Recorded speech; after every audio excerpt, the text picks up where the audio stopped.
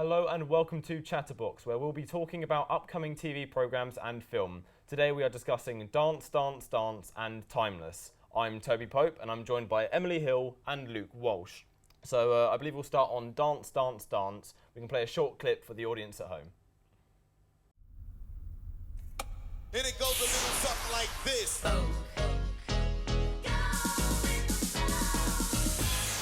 Check this out.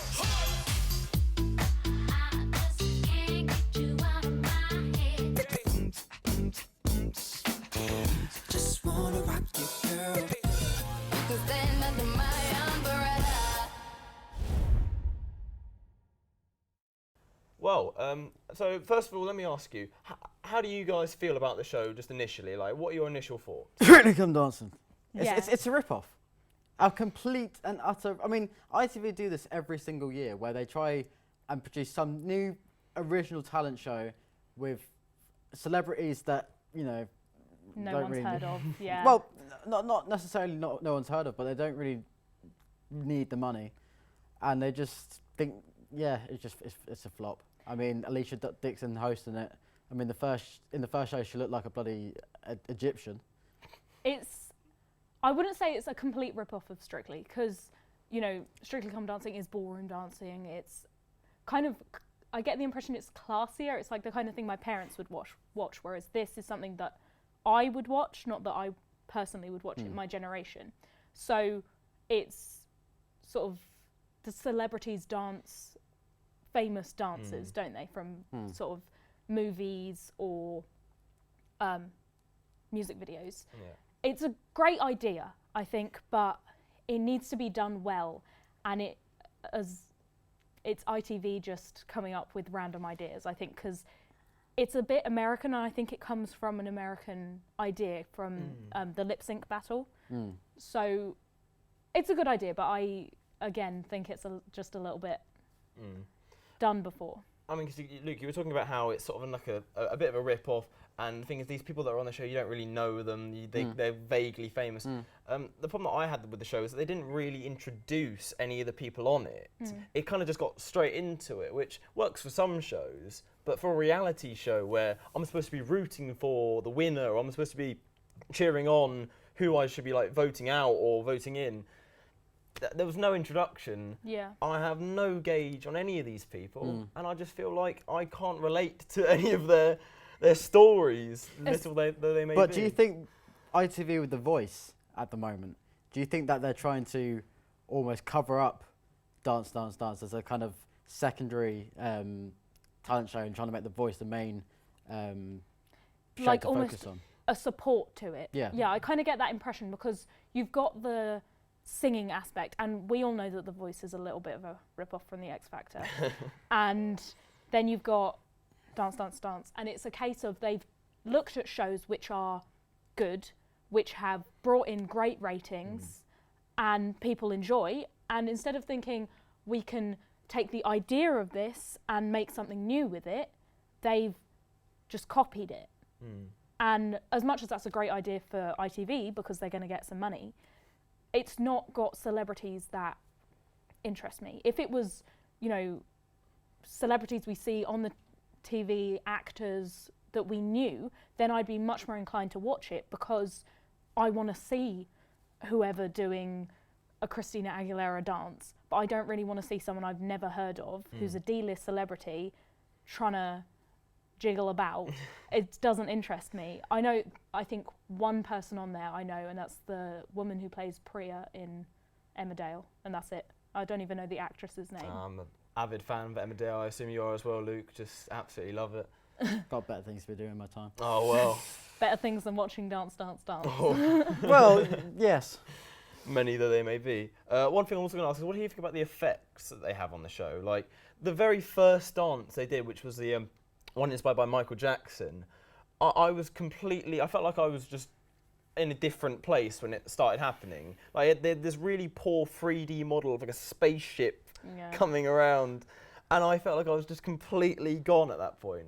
I think with things like that, and you mentioned the fact that it was Michael Jackson, and unfortunately he is not with us. I think with something like that, you have to be careful, and I think they were maybe bordering a little bit there on maybe offending someone. Like, I'm not a massive Michael Jackson fan, but someone who is would be like, you're butchering such a famous thing here.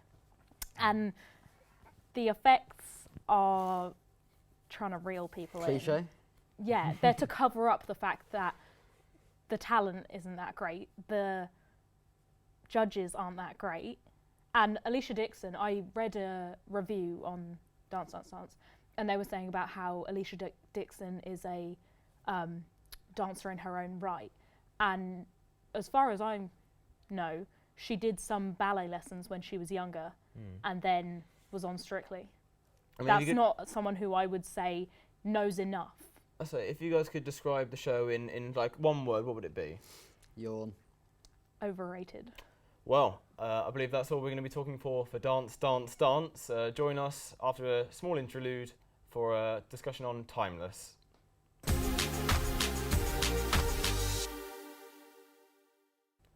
Hello and welcome back. So previously we were talking about Dance, Dance, Dance, and now we'll be talking about Timeless.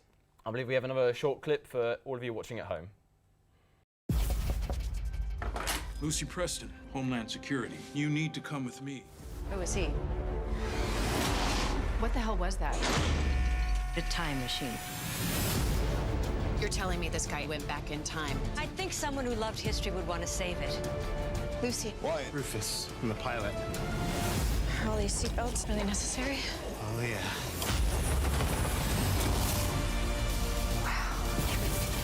It's very important we find this man quickly. He's trying to rewrite history before it's even written. If we do find him, He could change the present in ways we can't possibly predict. that's not supposed to happen, right? Timeless, a brand new show coming soon to E4. Right, so first of all, I want to ask you guys, what do you think of the show initially? It's one of those. I mean, when I first saw the trailer for it and watched the first episode, I thought, okay, so they're going back in time to rewrite history because a villain has somehow gotten away and trying to alter the timeline of history. And you think, I mean, I've seen The Man in the High Castle on Netflix, which basically portrays the world if Nazis had won World War II. Yeah.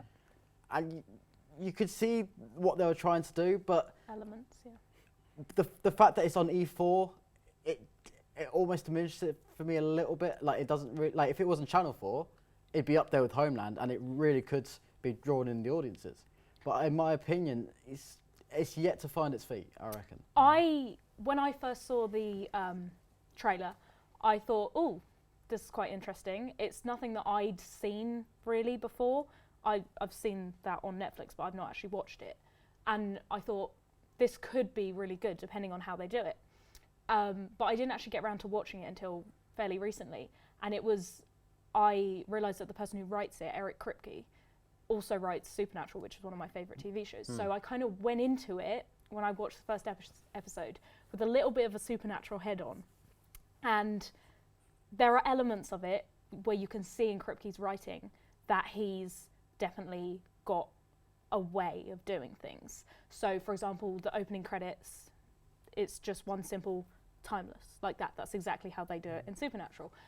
But forgetting Supernatural and just thinking about Timeless itself, I think it's got great footing. It's actually, at the moment, it's a bubble show, so that means it only has one series, but they want to make more, so it's depending on the ratings. And so far, the ratings are looking really good.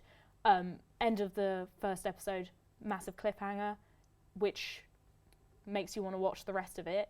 I think the action is really interesting, and it's a great idea. The guy steals a time machine and goes off and changes history, and they've got to fix it. But what I liked about it was the fact that they don't always get it right. They sometimes don't win. And that's what makes a show good, I think, because if they're winning all the time, then you get bored of watching it, because that's not what life is like. So I felt like it really stuck to reality, even though it is odd. Do you think Kripke is trying to appeal to the same audience? definitely. Yeah. I mean, because they're both sort of quite sci-fi orientated. They both have kind of sort of themes that are trying to be a bit controversial, a bit out there. But I think at the same time you can see that they're making jokes. They're making kind of like light-hearted humour. I mean, within the first few minutes of the first episode of Timeless, you have the Hindenburg disaster happening, but alongside that, one of the main characters makes a penis joke, and it's just like you can see the contrast between what's going on here, and you have to wonder how time heals all wounds. You know, you couldn't make the same sort of story about a more recent sort of tragic event. So it's going on what you said about healing wounds. I think it was really interesting. They've got a black character in there, and they're going back in time, and yet. In any other show, I feel like you would gloss over that, go back in time, nothing would happen. But they've really, especially in the first episode, focused on the fact that in American history, that guy would have struggled. But they almost make jokes of it, they make light of it, which is a really tough thing to do. And the fact that they managed to do that, and I think not struggle with it, shows that it's got good footing. So, the second thing I want to ask you guys is like, is it a show that you want to continue watching? Are you gripped by the first episode? I think E4, what they're trying to do is be something that they're not. I mean, you've got the likes of The 100, you've got Timeless, you've got all these dramas which are really sophisticated, but you think that's more like mainstream Channel 4 stuff. Whereas on E4, it's like I watch it for How I Met Your Mother and Big Bang Theory because you know. It's what I find funny. Yeah, I would definitely continue watching it purely to keep in with the Supernatural family, I think. So, if you could describe the show in one word, what would it be? Yeah. Is that a word? It's a word to me. I'll look it up in the dictionary. Ooh. Good. Fair enough. Thank you for joining us. Thank you for all your views. That's on the show, and that's what we've got time for. Tune in next time for another episode of Chatterbox.